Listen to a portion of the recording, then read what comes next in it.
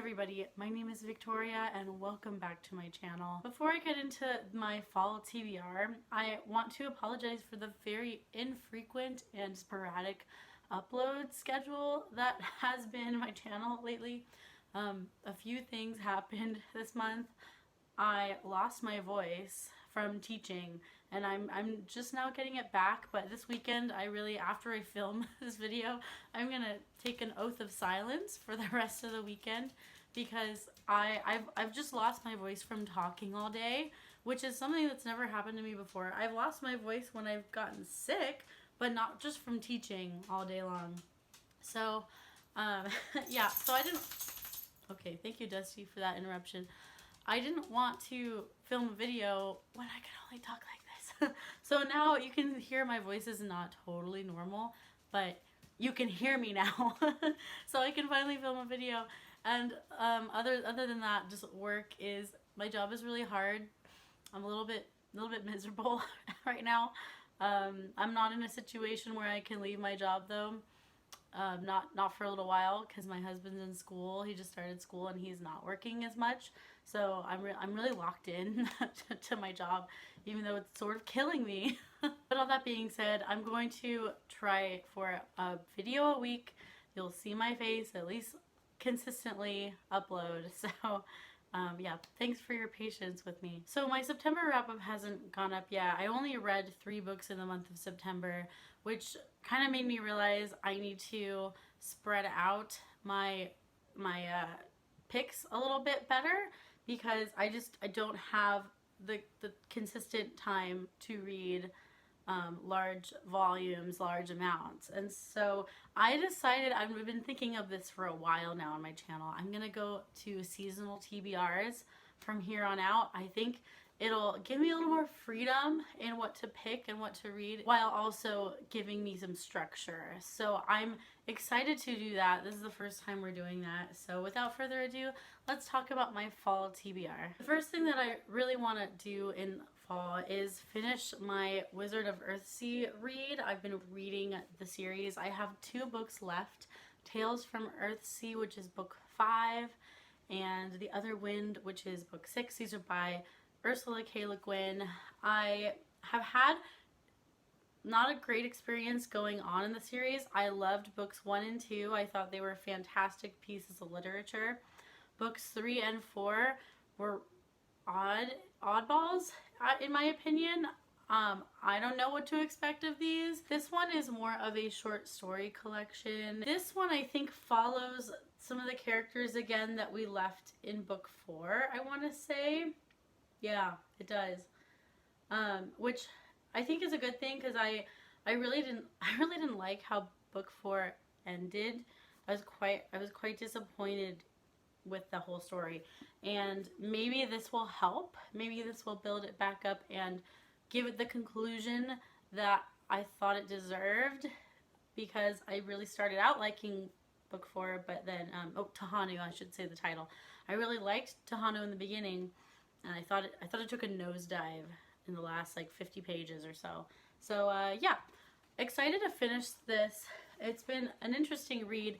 I've never quite gone from like loving a series to really disliking the later books in the series. So we're gonna see what happens with the last 2 volumes. There is a church book club that I'm kind of a part of. I've been trying to actually pull away because I have not liked the books that the people have been picking, but I picked this next one, so I was like, okay, I'll do at least one more book club meeting because obviously I should because I picked it. But it's going to be Living the CrossCentered Life by C.J. Mahaney. I have read this book before and I think it's excellent. This will be a reread for me. I haven't read it in maybe 5, 6, 7 years or so. So this is one of my favorite spiritual books. It focuses on Jesus on the cross and kind of goes into the nitty-gritty of what it means and what he would have experienced, and it is just, it's a hard read, but it's a great read. It goes really in depth. I recommend this book. I already know this book, so I can highly recommend it. But it's all about making our lives center around the cross and just having everything you do be revolving around Jesus. So obviously this is more for a Christian person. If you don't believe those things, then this will not be probably the book for you. But if you do, pick it up. It's really, really good. I got some more rereads here. I feel like in the fall I'm just rereading things, but I'm in the middle of rereading the Time Quintet by Madeleine. I'm on book 2, A Wind in the Door, and then I would also, before fall ends, I would like to finish book 3, A Swiftly Tilting Planet, and also Many Waters, book 4. When I was a kid, I remember really liking book 4 for some reason. It has sort of a Noah's Ark premise. It kind of goes back in time, and our characters, yeah, I think they somehow travel back to Noah's Ark or something. I don't know. Don't take that as correct, because it's been many years. I don't really remember book 2 or 3 at all, so it will be interesting. I reread A Wrinkle in Time a month ago, in August, and I liked it, but I didn't like it as much as I remembered liking it when I was a kid. I don't know if that has to do with, I did the audiobook. I'm not good at listening to audiobooks. I tend to space out a little bit, so maybe I should just read these hard copy, and not do the audiobook thing. Maybe audiobooks are not for me. I need to abandon them. I wish I could focus when people talked.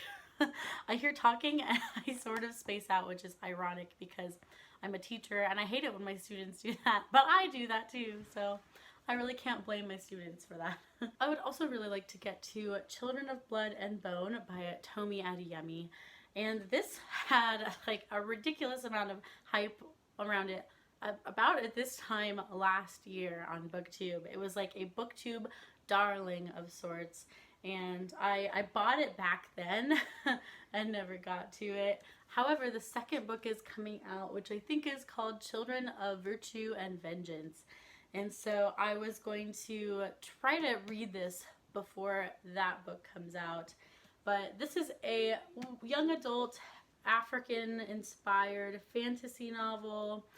It follows Zeli Adebola, and I believe there's magic, there's tribes, and that's all I know. And danger. Okay, there's always danger. But it's a young adult novel. I've heard mixed things. Some people went away from this book loving it, and then some people said it was pretty cookie cutter and wasn't anything special or unique from the other YA books that are being put out these days. So we'll see what I think. I do think it's a beautiful cover. It looks stunning. It grabbed me from the moment I saw it. I knew I wanted to try it out.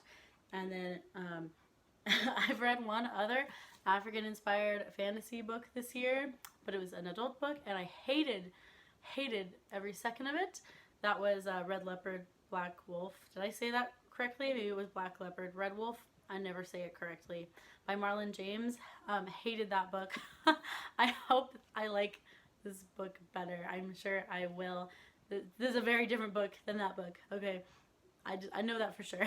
I also hope to pick up at least the next volume of Fruits Basket, Volume 7. Maybe I'll also have time for Volume 8. I don't own Volume 8 yet, so I'd have to get it. But I am enjoying these. They are light and fluffy reads. They are really cute mangas. It's by Natsuki Takaya. And they are just all about the characters and how they relate to each other. There's romance. It's cute. I mean, it's mostly school setting. So these new editions are beautiful. They have colored artwork in the front, which are just stunning, truly. This is a really beloved manga series, and I picked it up because I had a friend in high school who really loved it, and I don't know much about manga myself, and so it was just kind of like, oh, I know that one, so I'll pick up that one. So yeah, I have been enjoying it very much. Fruits Basket is really fast to get through, so maybe I'll be able to get through the next couple volumes. I'm also going to be prioritizing Skyward by Brandon Sanderson. I have really wanted to get to Brandon Sanderson for quite some time now. I do own Elantris, is the only other Brandon Sanderson I own. I haven't read Elantris yet, but at the time I was thinking, oh, well, I'll read him in publication order. However, I've heard just wonderful things about this, and that it's very accessible. It's actually written as a young adult book also. Brandon Sanderson is like a god on BookTube, I feel like, and so it's kind of ridiculous that I haven't read Brandon Sanderson yet. So definitely a priority.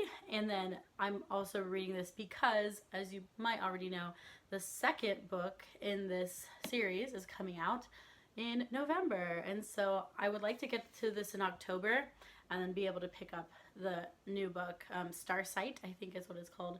I'm going to pick that up right when it comes out, probably pre-order it, and yeah, so I will definitely be reading this in the month of October. It is priority, and this is, I believe, a science fiction novel about a girl in flight school, and she has adventures. Can you tell I didn't prepare for this video at all? I just sat down and started talking, so yeah. Sorry, no synopsises today. There is one more new release that I will be picking up the moment it comes out, and that is The Toll by Neal Shusterman. This is the third and I believe final book in this trilogy, The Arc of the Scythe, and I have really just eaten these books up. I've really enjoyed every second of them. They are fast-paced. Are they young adult? I think they are young adult. Fast-paced, young adult.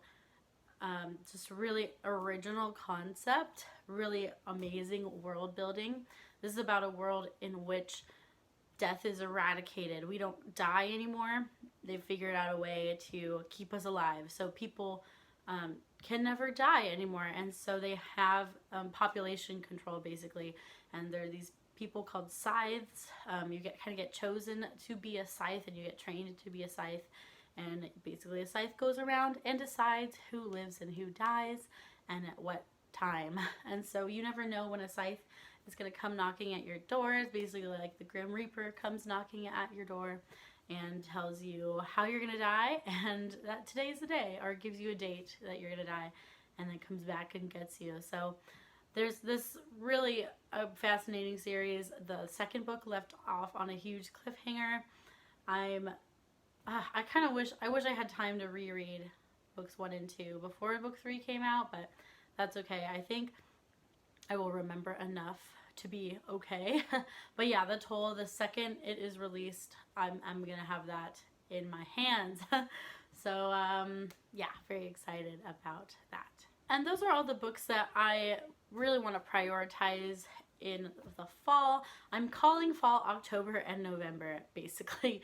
December, I'll start a winter TBR. For some reason, it doesn't feel like a lot of books when I look at the pile, but it is a lot of books for 2 months for me, considering I only read 3 books in September. So maybe my reading pace will quicken up a little bit. I do have Thanksgiving break at the end of November, and so maybe that will help. I will be able to maybe cram in some extra reading, but yeah, we'll see how it goes. Thank you so much for watching my video today and putting up with my voice sounding a little funky, and I hope you're having a great day and a great night, or wherever you are in the world, and I will see you in my next video. Chat with you in the comments. Let me know what you think about these books, if you read any of them. All right, take care. Bye.